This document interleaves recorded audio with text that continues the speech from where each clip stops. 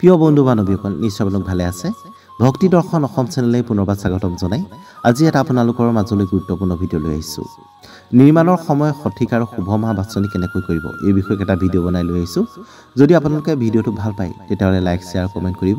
আৰু মোৰ চেনেলটো ছাবস্ক্ৰাইব কৰিবলৈ নাপাহৰিব আহকচোন আজি ভিডিঅ'টো মাজলৈ আগবাঢ়ি যাওঁ বাস্তুৰ বিধান অনুসৰি ঘৰ নিৰ্মাণ কৰিলেহে সুফল পাব পাৰি গৃহ নিৰ্মাণৰ মাহ সঠিক নহ'লে নানান অসুবিধাৰ সন্মুখীন হ'ব পাৰে গৃহ নিৰ্মাণৰ বাবে সকলো মাহেই উপযুক্ত মাহ নহয় বছৰৰ 12 মাহৰেই নিজৰ প্ৰভাৱ মানুহৰ ওপৰত পৰি আছে বিশেষকৈ মাহৰ পৰিৱৰ্তনৰ লগে লগে পৃথিৱীৰ পৰিৱেশৰো পৰিৱৰ্তন ঘটে কেৱল সেয়ে নহয় মাহৰ পৰিৱৰ্তনৰ লগে লগে ঋতুৰ পৰিৱৰ্তন আৰু মানুহৰ মনোজগতৰো পৰিৱৰ্তন ঘটে মাহৰ পৰিৱৰ্তনে প্ৰাকৃতিক পৰিৱেশৰ পৰিৱৰ্তন ঘটোৱাৰ বাবেও গৃহ নিৰ্মাণৰ কামত তাৰ প্ৰভাৱ পৰিব পাৰে গৃহ নিৰ্মাণৰ ক্ষেত্ৰত মাহৰ ফলাফল এনেদৰে বিচাৰ কৰিব পাৰি গৃহ নিৰ্মাণৰ বাবে উত্তম মাহ হৈছে বহাগ মাহ বহাগ মাহত গৃহ নিৰ্মাণ কৰিলে গৃহস্থৰ ধন সম্পত্তি তথা সুখ সমৃদ্ধি বৃদ্ধি পায় জেঠ মাহত গৃহ নিৰ্মাণ কৰাটো অশুভ জেঠ মাহত গৃহ নিৰ্মাণ কৰিলে কৰোৱাৰ অকাল মৃত্যু ঘটিব পাৰে আহাৰ মাহতো গৃহ নিৰ্মাণ কৰাটো শুভ নহয় আহাৰ মাহত গৃহ নিৰ্মাণ কৰিলে গৃহস্থৰ ধন হানিৰ লগতে ঘৰচীয়া জীৱ-জন্তুৰ মৃত্যু ঘটিব পাৰে শাওণ মাহত গৃহ নিৰ্মাণ কৰিব নালাগে শাওণ মাহত গৃহ নিৰ্মাণ কৰিলে পৰিয়ালৰ কোনো সদস্যৰ অকাল মৃত্যু ঘটিব পাৰে ভাদ মাহতো গৃহ নিৰ্মাণৰ বাবে উপযুক্ত মাহ নহয় ভাদ মাহত গৃহ নিৰ্মাণ কৰিলে গৃহস্থ ঋণগ্ৰস্ত হোৱাৰ লগতে নানান ক্ষতিৰ সন্মুখীন হ'ব পাৰে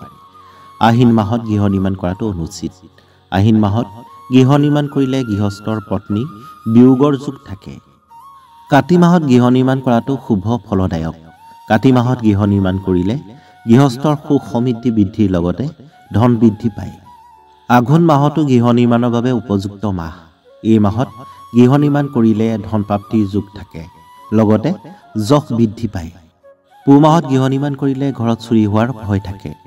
মাঘ মাহত গৃহ নিৰ্মাণ নকৰাই ভাল কিয়নো মাঘ মাহত গৃহ নিৰ্মাণ কৰিলে অগ্নি ভয় থাকে